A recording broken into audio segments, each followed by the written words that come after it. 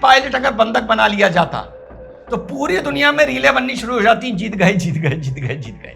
एक पायलट को, जिसका सही मायने में डोनाल्ड ट्रंप को शायद नाम भी ना पता हो, सही बता रहा हूं, एक्सैजरेट नहीं कर रहा हूं, उसको बचाने के लिए क्या क्या कर दिया उस देश ने। तुम्हारे रोज कमांडर मारे जाते हैं, तुम बेशर्मों की तरह ही करते रहते हो यार। भैया तुमने भी इजराइल के न्यूक्लियर रिएक्टर्स पर, न्यूक्लियर प्लांट पर अटैक करने की कोशिश की ना, हाइफा मेयर वगैरह वगैरह की ना। उन्होंने तो मातम नहीं किया, उन्होंने तो रोना नहीं रोया, उन्होंने तुम्हारा दाग दिया और तुम्हें अब रेडियो एक्टिविटी से क्यों डर लग रहा है ना। अगर तुम मरने से डरते ही नहीं हो तो फिर रेडियो एक्टिविटी थोड़ी बहुत फैलने दो ना।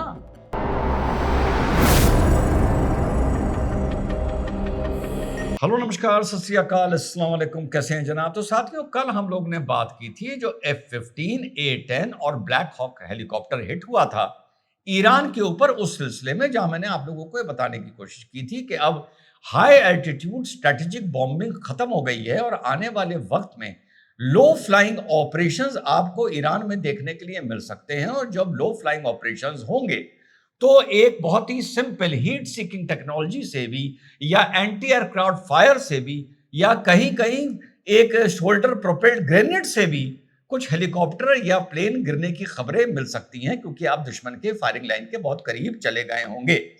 अब उसके बाद एक पायलट F-15 का रिकवर कर लिया गया था। दूसरे पायलट के लिए या दूसरे वेपन ऑपरेटर के लिए हल्ला मचा हुआ था और दोनों तरफ से, ईरान से भी कोशिश की जा रही थी उसे किसी तरह रिकवर करने के लिए, और इधर अमेरिकन ने भी अपने घोड़े खोल दिए थे। दर्जनों प्लेन, दर्जनों हेलीकॉप्टर बिहाइंड एनिमी लाइंस, उनके फायर से ना डरते हुए, उनके पास जो भी एयर डिफेंस सिस्टम बचा है उससे ना डरते हुए अमेरिकन कमांडोज, एयरमैन अंदर घुसते हैं रेस्क्यू मिशन। अच्छा, एक बात और बता दूं आपको, इनकी जो फोर्सेस डेवलप करी जाती हैं उसमें सर्च एंड रेस्क्यू का पूरा विंग ही अलग होता है।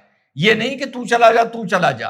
तो मौत से वो भी ना डरते हुए, देखिए जरूरी नहीं है कि सिर्फ तुम मौत से नहीं डरते, वो भी मौत से नहीं डरते जो लो फ्लाइंग A-10 लेकर ईरान के ऊपर से अब निकल रहे हैं, ब्लैक हॉक लेके या अपाचे लेके निकल रहे हैं, या F-15 लेके। देखो, मौत से वो भी नहीं डरते, और मौत से ये भी नहीं डरे जो दर्जनों प्लेन और दर्जनों हेलीकॉप्टर इस मिशन में लग गए और एंड में जाकर अपने एयरमैन को वहां से, ईरान से ये रेस्क्यू कर लाए। अब इस पे डोनाल्ड ट्रंप ने बताया कि वहां पे दुश्मन भी दूसरी तरफ से बढ़ रहा था, फिर कुछ फायर फाइट भी हुई, यानी गोलीबारी भी हुई, और उसी गोलीबारी के बीच में इसको निकालकर यूएस ट्रूप्स लेके आए हैं। ट्रंप की इन ऐसी बातों को मैं नहीं मानता हूं, क्योंकि मुझे पता है वो हर बात को बहुत बड़ा चढ़ा के बोलता है। तो मोटी मोटी मजे ये जो हर जगह से मैंने सुनी, वो इतना समझ गया कि यस, एयरमैन को ये लोग बिहाइंड एनिमी लाइंस ऑपरेशन से बचाकर ले आए। ठीक, अब आप इसी के बीच इस पूरी घटना को एनालाइज करिए, पूरी घटना को, जहां पर तुम अपने 110 top scientist, top commanders, top ministers, top Islamic leadership, Ayatollah Ali Khamenei वगैरह वगैरह वगैरह की बात करने को तैयार नहीं हो और यह कह के उसको टाल देते हो, तो क्या हुआ, तो क्या हुआ, तो क्या हुआ। तुम ही और तुम्हारे चाहने वाले भी। अब देखिए, मैंने वीडियो के शुरू में क्या कहा कि भैया सुनो, ट्रंप की इस बात पर इतना जो लंबा किस्सा सुना रहा है ना, पूरी एक मूवी जो बना रहा है, मुझे यकीन नहीं है। अब कोई ये कह देगा आप ट्रंप पर यकीन नहीं करते, कि आप ट्रंप के खिलाफ हैं। भाई मुझे नहीं है, बस मैंने बोल दिया।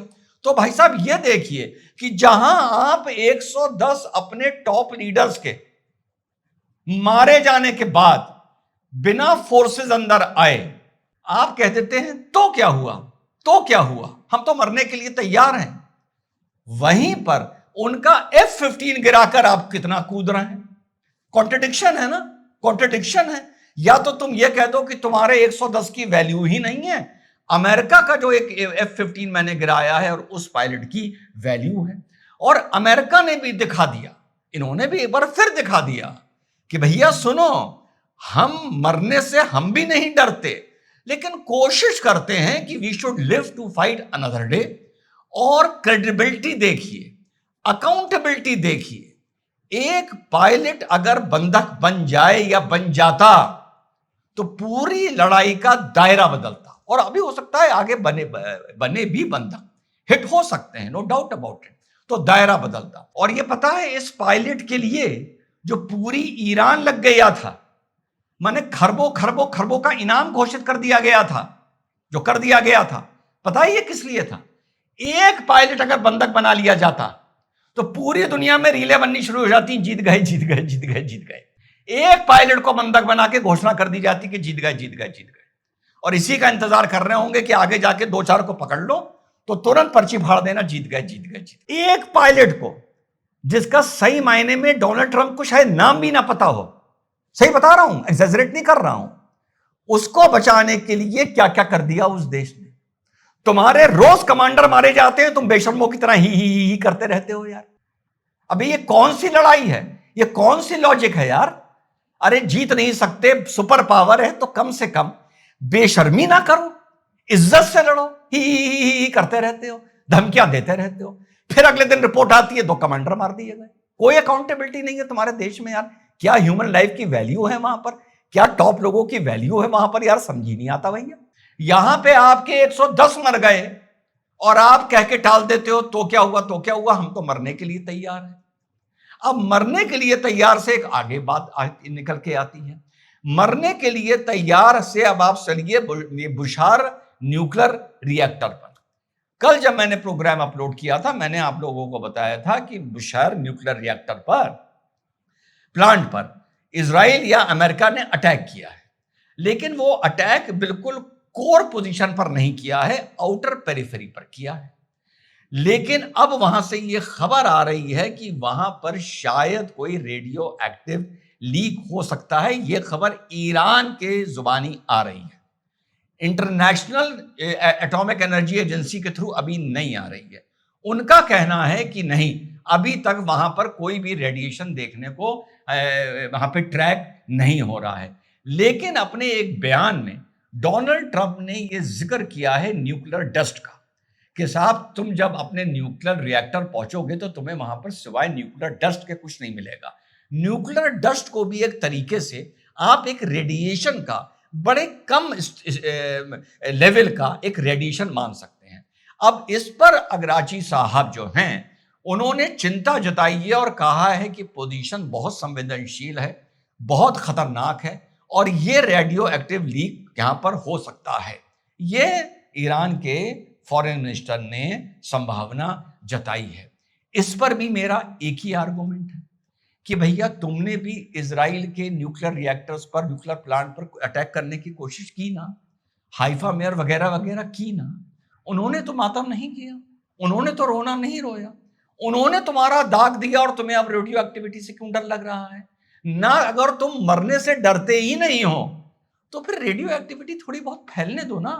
वही लोग तो जो मरेंगे, जो मरने से डरते नहीं है, तो तुमको प्रॉब्लम क्या है?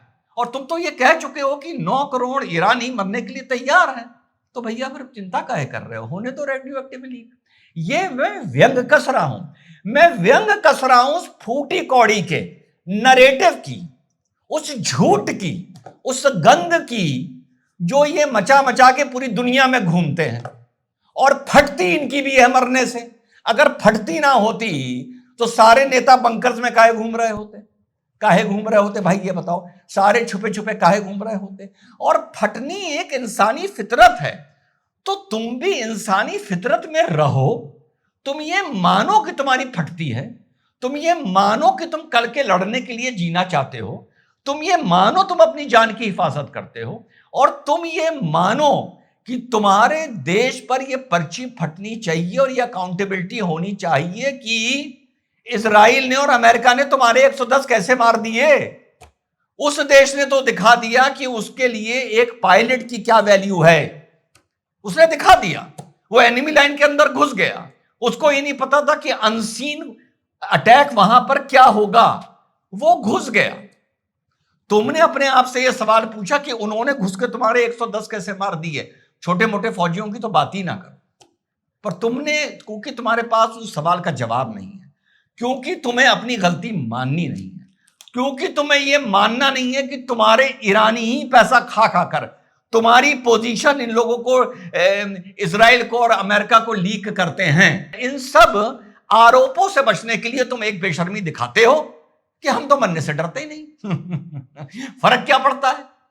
फर्क पड़ता है मेरी जान। और अगर तुम्हें नहीं पड़ता है और उनके एक पायलट के मरने पर फर्क पड़ता है या बंधक बनने पर फर्क पड़ता है, इसी से समझ लो कि दोनों देशों का स्टैंडर्ड क्या है, दोनों देशों की अकाउंटेबिलिटी क्या है, दोनों देशों की ह्यूमन राइट्स क्या है, और दोनों देशों का जलवा और रौला क्या है। वो जहां एक पायलट के लिए मरे जा रहे हैं, तुम 110 मर गए और बेशर्मों की तरह कहे जा रहे हो कि हम तो मरने से डरते नहीं, हम तो मरने से डरते नहीं। इस पे अपडेटेड रखूंगा। जय हिंद, वंदे मातरम, खुदा हाफिज।